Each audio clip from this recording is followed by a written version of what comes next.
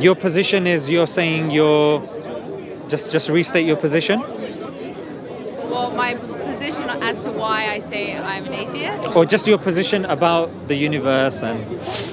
Well, I claim to be an atheist because I don't believe in God. And the reason I don't believe in God is just because I haven't been convinced. But atheism is like a solid claim, isn't it? Well, there's different definitions of atheism. There's What not definition one do you have? definition of atheism, right? And some people believe that in order to be an atheist, you're making an active claim, which is probably what you believe. I disagree. I don't think I have to make an active claim. I think it's just sufficient to say, if I haven't been convinced for the reasons to believe in something, then I just say that I don't believe in it. Okay. And it's that simple, really. Okay. If somebody says to me a piece of information and I don't believe it... Right, you just place it. Is it okay if he clips that on you? Yeah, that's fine. Just do on the scarf. Wherever. Yeah. Okay, so when you look at the universe yourself, what's your explanation My for explanation, I don't think that I have a clear enough explanation. But where have you reached so far? I'm not going to hold you to anything, by the way. I'm not going to say, aha, I got you. I just want to know, what's your name? Anais. Anais. Yeah. Is it okay if I call you Anna? Yeah, that's fine. Okay, my name's Zishan. Okay. You can call me Z or whatever, I don't mind. Don't think that just because you've stated something, I want to speak to Anais, and I want to know your position, and that's what I want to kind of go back and forth. So yeah, don't feel that you have to know about the whole thing, or you have to have whatever stance you currently hold, we can explore that. Yeah. And you can change that stance tomorrow, or whatever, that's life. Yeah. So what's your explanation when you sit down and you look up and you look at the sky, you look at the clouds, you look at the animals, you look at the creatures? What's your explanation to how it kind of came into existence? I mean, I think instinctively we all come up with our own explanations for things, right? Whether an idea comes to us or whether somebody told us something that's really convincing, and it happens to me too, but I really do try my hardest, and I fail at it, but I try my hardest to base my beliefs on any objective evidence that I can get. And usually that means that I base my beliefs in science. And I think that is why I struggle so much with being convinced to believe in God, because I'm not sure that science could provide an explanation for that. And, it would require a leap of faith. And I'm just not convinced. Just hold this for now, please. Yeah. So, in terms of my beliefs about the universe, the beliefs that I do have about how we're here and how the universe was created is based on however much I've been able to read on what science can provide as an explanation as to the cause of the universe. So that's where I base my beliefs on, is science. Okay. As much as I can, of course, because we don't have all the time in the world to read. No, that makes sense. And to be honest, that's a position, it's not that uncommon. Because even from a young age, when we go to school, even when it comes to the inventions that we see, science is held up, as a great contributor to what we see today, of course. But as I'm not sure if you acknowledge this, you've acknowledged, isn't it, that science doesn't claim to have answers of the metaphysical and why questions? I don't think that science has been able to provide that answers for me. Yeah. I don't know if science is... I don't speak for science. Yeah. So there are... Einstein made this point as well, that science doesn't claim to talk about morals. You can't provide scientific evidence for a certain moral. You can't... I disagree. Yeah. How would you kind of evidence if something is good or bad using science? So I take a lot of my beliefs on morality based on Sam Harris's book on morality. I don't know if you're familiar with Sam Harris. Yeah, so he believes that we can determine objective values based off of science, and that science can help us make moral claims. And so the reason for that is science can tell us whether or not a behavior is conducive to human well-being. And if it is conducive to human well-being, then we would say it's moral. If it's not, then we would say it's immoral. Now, of course, we science still can't provide all of the answers, but that's not to say that they can't provide the answers in principle. And also you'd have to believe that, morality is based on human well-being. I personally do believe that that's what morality is. So that's how I get my morality. So your morality is the pleasure and pain principle, yeah, the harm principle. Because that's in essence the summary of what he posits to be something that's moral. If something gives you pleasure, that's good. If the pleasure outweighs pain, that's good. If pain outweighs pleasure, it's bad. But not just on an individual level. Also, we're taking into account everybody's human well-being, so it's not just mine. And also, when we talk about pleasure and pain, we're also talking about long-term pleasure and long-term, right? Yeah. So it's not that just because something brings you short-term pleasure that's conducive to human well-being.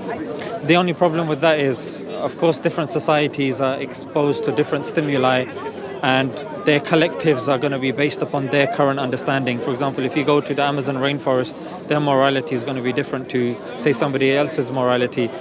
So again, it comes back to this point, and I don't think even Sam Harris has made this claim that you have objective morality within our, that we can evidence objective morality from science. Because like you said, something longitudinal utilitarianism. You're aware of utilitarianism, yeah? So longitudinal utilitarianism is something, again, is subjective on certain communities. Certain communities will have a big issue with, say, covering certain parts of the body. Yeah. Certain communities won't have an issue with that whatsoever. And these are two moral stances. But I do think that it's possible in principle that science could give an answer as to whether or not it would be conducive to human well-being to be more modest, or to what extent we should be modest. Like, I do think in principle that answer science could give us. Whether or not we have that answer today, we don't, but I do think it exists. And I do think as science progresses, what we will be able to say is moral or immoral will be increasingly constrained. So as an example, hitting your child, so using corporal punishment. There's overwhelming scientific research to show that is something that is not conducive to human well-being because it makes children more aggressive. And so then we could say if there's an overwhelming amount of scientific research to show that a certain type of behavior is going to cause more long-term suffering, then it's hard to then say that is moral. The thing is, science bases its model primarily on induction. And induction, again, is a very limited process. It's observations, and those observations continuously change. Yes, indeed, that research might be there, but the research to suggest even when we started speaking as a species, there was like a standard kind of agreement just a couple of days ago. There's a research that's come out saying, no, it's actually 7 times further back. So it's constantly going to change. And that's why I say when it comes to objective morality, science itself is a model based upon... So she's preaching Christianity. I know, it's very interesting. I'm not sure if Jesus would approve, but... I agree. If he said, give the other cheek, I don't think that's exactly indicative of that. So, because science is something that's induction. At the age of 56, he married a 9-year-old child. Science is based upon induction. Induction is based upon your observations. Thank you. So, That's all right. So based upon morality is something, would you say that morality is constantly changing? Can I just touch back on your point about how new scientific evidence came out disproving previous scientific evidence? And I think that's an important point. And that morality changes as well, according to you. But I don't think necessarily that means morality changes, because what I would say is that is just evidence. Like, there's a difference between answers in practice and answers in principle. So just because science is pointing to a certain answer right now doesn't necessarily mean that it's the correct answer. Like, you're right, we might do further, research and discover that actually what we thought was wrong. But it's not that there wasn't an answer in principle. It's just that we hadn't done enough research to get to the right answer. There's also one thing I also want to draw your attention towards as well, because you're correlating harm with wrong. Because you're saying if harm is being brought to so-and-so, that implies that it's wrong. Well, not necessarily, and that's why I don't use the word harm, I use well-being, because I do think a certain amount of harm is necessary and good to well-being. Like, Exactly. suffering is a necessary part of human existence, and I don't think all suffering is bad, if that makes sense. But what I'm saying is, when it comes to science, science will base things upon harm. It will be based upon certain synapses firing. It will be based upon the temperature increasing. It will be based again on the Yeah. material and on the physical. Yeah. Science can, and it hasn't ever, and it won't, because it's not in the scope of science to say this is good, this is bad. It can say this can cause harm, and this will be conducive in terms of more hormones being produced or more endorphins being released, as it does with exercise, but it won't say that this is good, this is bad. You see, it's not a claim science makes, and that's why even in certain debates as well, this is not a claim that atheists necessarily defend. You're welcome to defend it, but to say that if I do an experiment, let me give you one simple example. If, for example, a baked cake was on my table, and I had to use science to determine why it was made. Yeah. Yeah, I can kind of look at the chemical construction of it and all that sort of stuff. However, it would never be able to tell me why it was made or if it was made for a good reason. That can only be, that's a moral stance, that's a metaphysical stance. That can Yeah. only be given by my aunt, who can come and say, Yeah. I baked that for you, this was my intention. But if I'm just to use science, just to use, Right. yeah. And I agree with you there. Fantastic. So I don't think science can tell you whether something is good or something is bad, but I think science can tell you whether or not something is conducive to well-being. Yeah. And then if you believe, which is my personal belief, that human well-being should be kind of the measure for whether or not something is moral or immoral, then you can use science as a tool for morality. But it's not that I'm saying that Sorry, science should we on just it- on move its over own- here? Is that yeah, okay? Yeah. Yeah. It's not that I'm saying that science on its own says good or bad. Yeah. It's that science can provide us answers as to whether or not, like I Science, said. science, it definitely contributes to the discussion. 100%, I agree with you. Like, science can definitely tell us if this thing is helpful and beneficial, like you're alluding to, this individual. However, to say this is good, this is bad, the science doesn't necessarily claim that. Of course, it's helpful to the conversation, Right. but to say that it has moral stances, Yeah. it doesn't. No, and I Yeah. agree. I don't think science has moral stances. What I'm saying is that science can be used as a tool to form Pedophile Muhammad, he objective lied about moral Jesus standards. Christ. Does Jesus that make Christ sense? is the way, So, the like, truth, and the I life. believe Jesus that what is is the moral life and immoral is whether something is, like I said, conducive to well-being or whether it's not. Jesus is the way, the And truth, science and is the life. used as a Jesus tool is the way, to the determine truth. Science is definitely helpful. It's definitely helpful. But if, for example, you know the example of the Roman Colosseum, where you'd have a Christian there, and that's so annoying. Jesus is the life and So, the resurrection. Jesus is the good shepherd. yeah, that's why Jesus we is have the to God repeat of stuff again and Abraham, again. Isaac, and Jacob. So, Jesus is that Yahweh, yeah, so the Roman great Colosseum, I am, sorry. the Alpha You and had a Omega, Christian there Muhammad, the who would be pedophile, harmed don't touch me, for the benefit of the whole crowd. So if you balance pleasure over pain, the pain of one individual over the pleasure of, numerous people, that society would say, you know what, that's good. And according to science, they can use science. I mean, eugenics has been used as well. But But eugenics was used incorrectly. exactly, do you see? But science was still used. No, but the science was wrong. That's my point. Is the science was wrong. Like, people were using fake research. Basically. I'll give you an example. So you'll have data.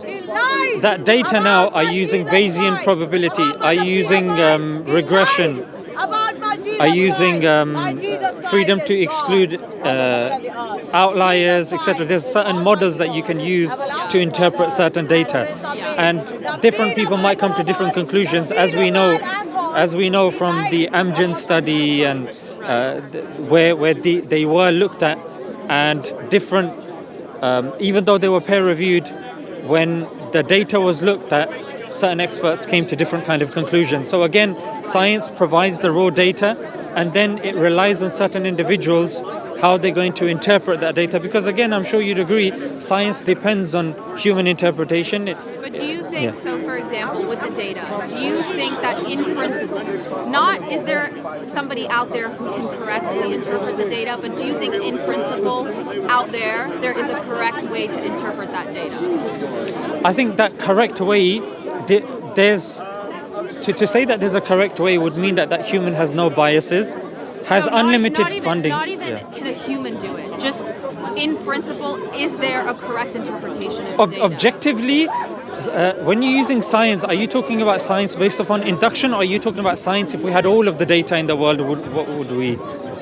Because I believe if you had all of the data, then you naturally come to an informed position. However, when you base it upon your limited observations, as had happened at the time of Isaac Newton, and then he was abrogated by Einstein based upon more observations that came in. Right. And he was, again, is somewhat being abrogated by quantum mechanics because we're having more and more observations. Do you see? Yeah, so I think we both agree, though, there is an answer in principle. Like you said, if we were able to compute In all of the data... unrealistic principle, if we had all of the... I'm not even claiming that we can get there, that it's even possible to know. But I'm saying in principle that answer exists. Fantastic. I'm not saying we will ever be capable of getting to that answer, but I think that answer does exist. And for me, I think we can get closer to that answer by using science. And for me, that is the So science is a tool. I agree with you. Science is is a tool that even we utilize as well. But to claim that science will give a conclusion that is objectively measurable, that's where I think we're on shaky ground here. I think science can provide a conclusion, an objectively correct conclusion in principle. Whether or not we can do that in practice, I don't know. But I think in principle it can. Because there is an answer out there. I'm not saying I will get the answer. I'm not saying we will ever get the answer. Has it given an objectively measurable thing when it comes to morality, in your opinion? In my opinion, I think that science has been able to give me a lot of answers as to things. What one thing can we look at that you can say that's something that... Well, the example I gave you earlier, like using corporal punishment.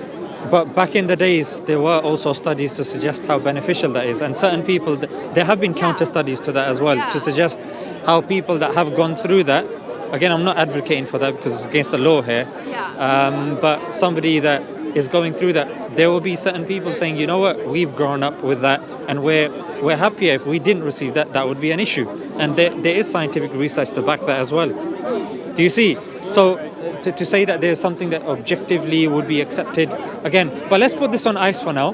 We can come back to this. But I would also say, for example, there are conspiracy theorists that come up with their own evidence as to why the Earth is flat. You know what I mean? And it's like, I guess they're using their own version of science, but it doesn't mean that it's correct. And there are better answers and better research. And for me, I just try my hardest to find out whatever is the most credible and most objective evidence. And obviously that's really difficult to do. It is, especially when it comes to certain scientists getting funding and the peer-reviewed process. And there's a lot of these things that can inherently be contaminated. 100%. And then affecting us as well, because we would technically take the things that will confirmation bias, etc. Yeah. But this is a fantastic conversation. We can continue this, but like the brother started, I don't know where he's gone now. What he started with you was, do you accept that you exist and that I exist? Yeah. Okay. And then he said that there are three types of existences. Yeah, he told me about that. Yeah, the contingent existence, a necessary existence, and an impossible existence. So this is in modal logic. It's something accepted by Leibniz, Aristotle, etc., etc. Do you accept that premise? That there are three types of existence, or do you think there's another type of existence? I'm not sure that I understood it fully. Okay, no problem. Then if I say it, just stop me in the middle. Don't be polite and just nod along and not understand it. You're more than welcome to just stop me and say, what did you mean by this or that? And I'll try my best to explain to you if I can. So existence, because however skeptical you may be, the skeptic typically says, how do we know? Yeah, how do we know anything? Yeah, so Descartes, he says that, okay, at the very least, I think, therefore I am. Yeah, that was his kind of conclusion as to why he exists. Yeah, the fact that he's thinking that necessitates that he exists. He's alive. So in philosophy and in modal logic as well, there's three types of existence. You've got contingent existence, which is a fancy way of saying something that depends on something else. There's certain criteria for that as well, which we can unpack later if you want.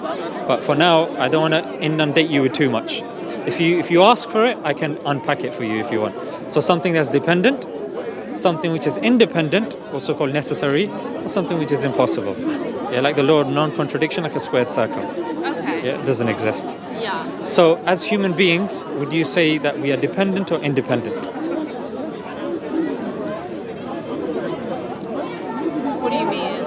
Just dependent on things around you. Like human beings were dependent on air, we're dependent on water, we're dependent on sunlight, dependent on food and on sustenance. Yeah. So we're dependent. So we dependent on something else. That depends on something else. And it continues. Now philosophically, there's two options here. Either there is an end to that chain, or there's an infinite regress. You understand infinite regress? Yeah. So those are the two options. Which of those two options do you think makes the most rational sense? Well, Or is there another option? I mean, I'm not sure because even with infinity, I mean, the concept of infinity. We're talking not a mathematical infinity. We're talking about a practical infinity. And even when we're talking about infinity, the reason why infinite regress can't take place, let's just say if I'm about to throw something, yeah, and I have to ask someone's permission, they have to ask someone's permission, they have to ask someone's permission. If it goes on for infinity, I'm not going to be able to throw that ball, am I? Yeah. Because there's no confirmation. So the mere fact that we exist means that there was an end to that chain, which in philosophy is called the necessary existence. Yeah, an end to that causal chain or contingent chain. Make sense? Yeah. Okay, so you had an issue with the infinite thing. I don't want to go forward if you're a bit unsure of that. Should we unpack that a little bit? That's okay. No, you can continue. Okay, no problem. So what we would say is philosophically, logically, rationally, you can't have an infinite regress of dependent things. So for us to exist, the mere fact that we exist, there has to have been an end to that chain, which we say is a necessary existence. Now for us, does this argument make sense for you at the moment, logically? Yeah, that makes sense. So then we take it a step further. We say this necessary existence has to have been independent because it's the end to that chain. It's the end to that chain. Okay. Independency, it has to be pre and post eternal. Reason being, because everything depends on it, if that thing ceased to exist, then we would cease to exist and everything would be destroyed. Yeah, so the mere fact that we have a continuation, we're here, we have a continuation in our experience, that means we're not being destroyed, that means the necessary existence is still there. Yeah, it's not coming in and out of existence. Yeah, so pre and post eternal. I would also argue that it has a will. Reason being, because we were created in a particular moment. So when something is created in a particular moment, that means that a choice is being made. For example, a painter that's sitting in front of a canvas and he decides, means that that person has an idea in mind, a choice is being made that they are painting something. Make sense? You're more than welcome to jump in. No, I don't want it to just be a monologue. So we said independent. One, because it's the end of the causal chain, doesn't beget nor is it begotten. Because it's the beginning, naturally it doesn't have something that it depends upon. And there's nothing like it, naturally, because everything else is contingent. That thing is necessary. I.e., anything that you see around you is dependent. It depends on something that doesn't depend. Now, as a Muslim, that's our definition of a God. Yeah? We don't believe God is a tree. We don't believe God is a human being. We don't believe God is us, like we're not God. So logically and rationally, to you, Anna, is this something that is conceivable logically to you? I think where I struggle is making the jump from a first cause that then equates to how you conceptualize God. But that's just what I said in terms of will, which you didn't have an issue with. Well, Independence. with will, I mean, I would say, here we're going to disagree, I think, fundamentally. Of course. Because I assume you don't believe in evolution. I don't believe evolution contradicts religion. Okay. Because evolution is a working model that we have. Dawkins has accepted this in the Devil's Chaplain as well. Yeah. He says Yeah. that if tomorrow we have different observations, we have every reason to change it. Yeah. We have no issues with that. Yeah. But we have an issue, and now when people come and say this is the model, it's written in stone, Yeah. and you must believe this. Right. That's the issue that we have. Okay, And I understand that. I think for me with the will thing, like... just so I can just finish this point. Yeah, of course. When it comes to evolution, Big Bang, we say these are mechanisms, and God is a creator of mechanisms. Okay. So we believe there's a category mistake when people are asking us to choose one or the other. Right. We believe just because you know how something works doesn't exclude the creator. For example, a Ford car was created by Henry Ford. Just because I know how a car works, oh, these are the pistons, this is the engine, this is where the oil goes in, oh, I know how it works, therefore there's no creator. I'm saying that's fallacious reasoning. I'm saying just because I know how it works, Henry Ford still created it, but I know how it works. Like that gives me more knowledge, but it doesn't exclude the creator. Right, okay. How does that sound? I mean, I understand what you're saying. I think for me, I don't necessarily believe that even if I were to say, okay, I agree with you that there was a first cause. Let's say I were to say that. I don't then necessarily believe that it follows that then this first cause that then created the second cause also had an intention for the 500th cause. Let's say like we're the 500th cause, right? I don't think that necessarily follows. And so because I do believe in evolution, I believe that the fact that humans exist.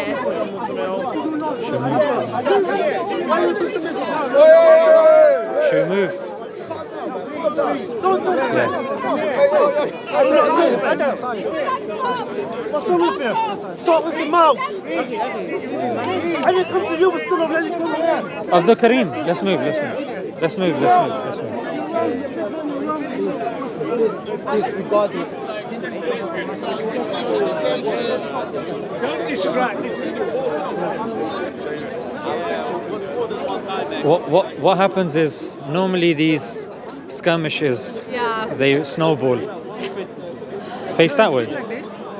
Or you can be stand here. Which lady? It's fine. Okay.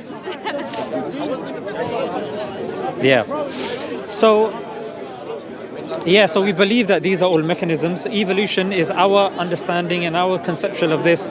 Again, it doesn't explain why, it doesn't explain purpose, and it doesn't claim to. And that's something that is sought metaphysically. For example, even induction. Science relies upon induction. It relies upon testimony.